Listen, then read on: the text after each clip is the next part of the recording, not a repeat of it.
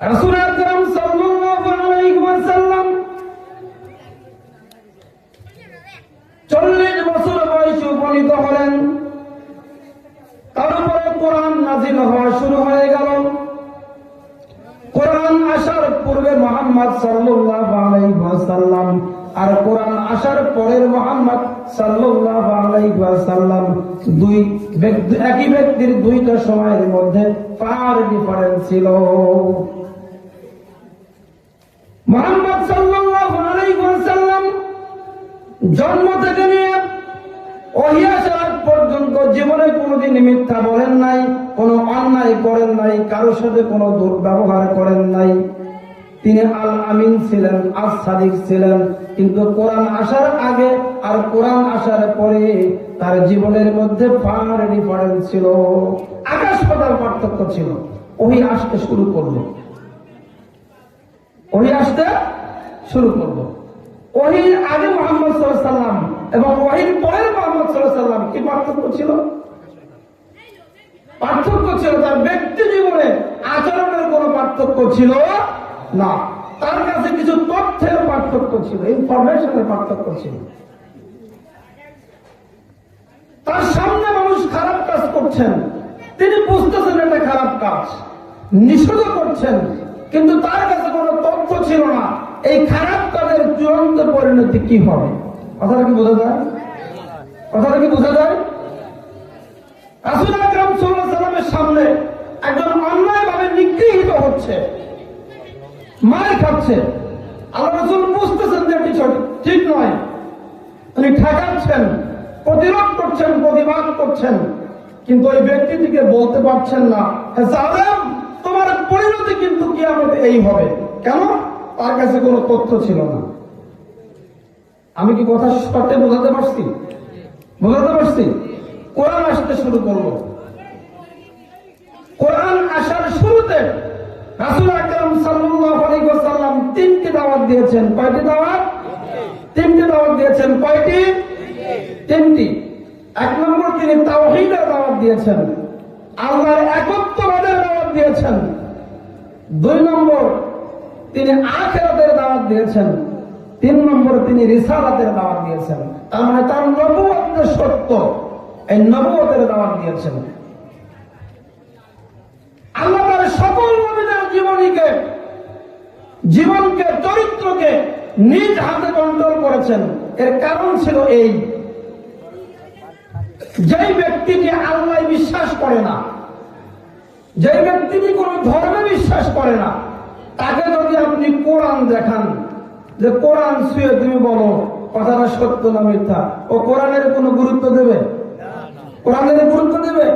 কোরআনকে মানুষের কাছে বিশ্বাসযোগ্য করার জন্য আল্লাহ সুবহানাহু ওয়া তাআলা কোরআনওয়ালা নবীদের, কিতাবওয়ালা নবীদের চরিত্রকে কন্ট্রোল করেছেন একটা লম্বা সময় ধরে।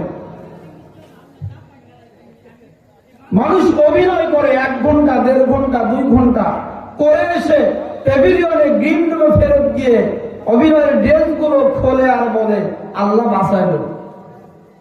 অভিনয় জীবনে অনেক নায়ককে দেখবেন নীতি নৈতিকতায় ভরপুর, কিন্তু ব্যক্তি জীবনে একটা লুচ্চা। ভাষাটা কি অন্যরকম হয়ে গেল? সিনেমার পর্দায় দেখবেন খুব নৈতিকতাবান মানুষ, কিন্তু ব্যক্তি জীবনে কি খুব বর্বর, খারাপ মানুষ, চরিত্রহীন। তো অভিনয় অল্প সময় করা যায়, লম্বা সময় ধরে কখনো অভিনয় করা যায় না।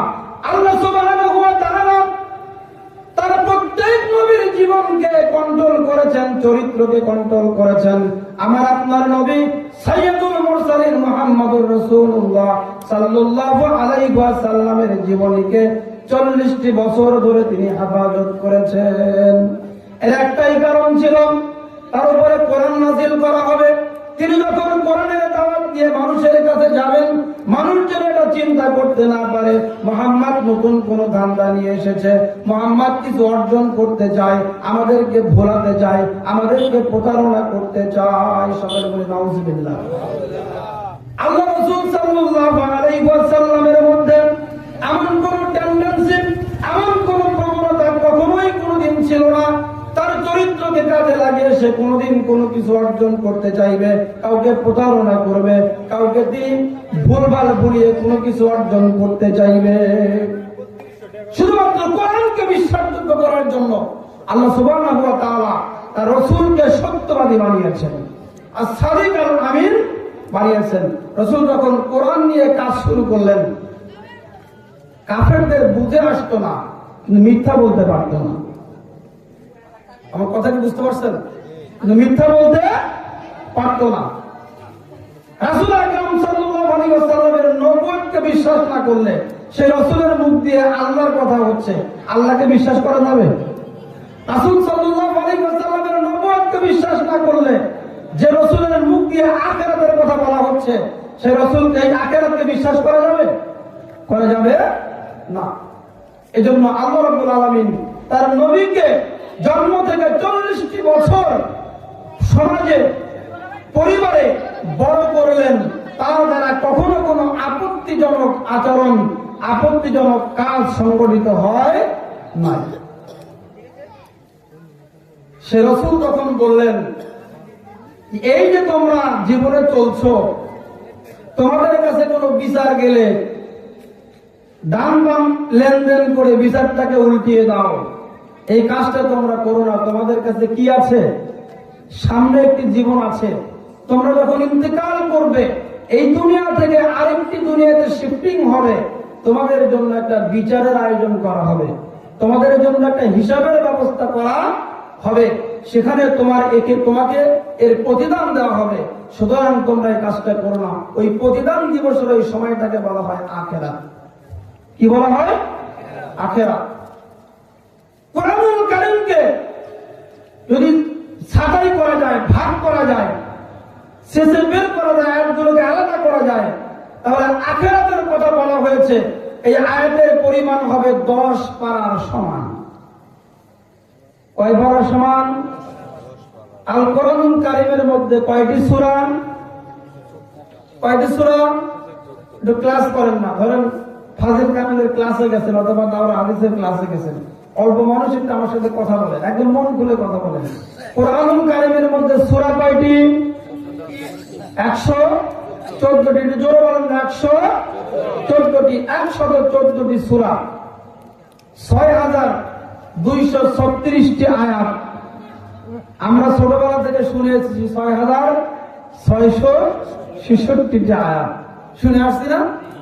বাট সরকারি যে কারিকুলাম বাচ্চাদেরকে যে পড়ানো হয়, এখানে বলা আছে 6666টি আয়াত। সবচেয়ে বড় কথা হলো, আমরা জানি সূরা ফাতিহার কয়টি আয়াত? কয়টি? সূরা বাকারার কয়টি? 286টি। সূরা আল ইমরানের 200টি। এরকম সব সূরা শুরুতে সূরার আয়াত সংখ্যা দেওয়া আছে, তো যোগ করলেই তো হয় না? আমরা ক্লাস করছি। কোরআনুল কারীমের আয়াত সংখ্যা 6236টি, পারা হলো 30টি। মোটামুটি কোরআনের পরিচয় শেষ। কোরআন এসেছে লাওহে মাহফুজ থেকে, আল্লাহ সুবহানাহু ওয়া তাআলার কাছ থেকে জিবরাইল আমিনের মাধ্যমে মুহাম্মদ সাল্লাল্লাহু আলাইহি ওয়াসাল্লামের উপরে হেদায়েতের চূড়ান্ত গ্রন্থ হিসাবে। কোরআনের পরিচয় শেষ। সে কোরআন বলছে তোমাদের জন্য এই দুনিয়াই শেষ নয়, এই দুনিয়ার পরে আরেকটি চূড়ান্ত জীবন শুরু হবে, যেই জীবনের শুরু আছে কিন্তু শেষ নেই।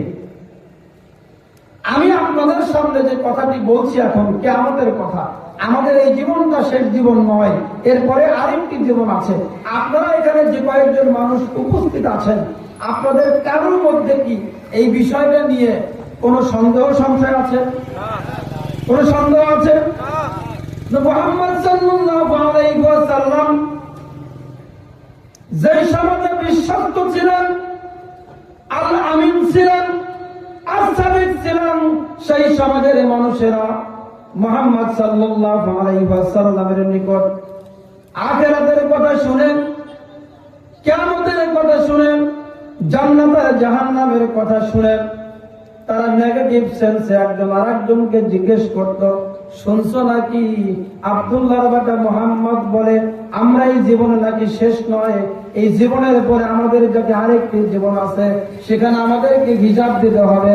সেই হিসাবের মাধ্যমে আমাদের জন্য নির্ধারিত হবে আমরা জান্নাতে যাব নাকি জাহান্নামে যাব।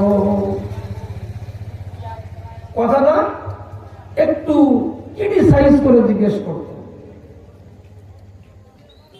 আমাদের কোন জিনিস যদি অপছন্দ হয়, আমরা এরকম করে বলি না, এ শুনছিস নাকি ওই পাড়ার অমুকে নাকি এই কাম করছে, মানে সেন্সটা কি নেগেটিভ, সেন্সটা নেগেটিভ। একজন আরেকজনের সঙ্গে দেখা হলে বলতো, এই শুনছো নাকি আব্দুল্লাহ ছেলে মোহাম্মদ নাকি আবার আখেরাতের কথা বলে, আমাদের বাগদাদের তো কোনোদিন ওই কথা শুনে নাই, এটা কি সত্য নাকি? এটা কি বিশ্বাস করার মতো কথা না। তারা অবিশ্বাসের আকারে একজন আরেকজনকে জিজ্ঞেস করত।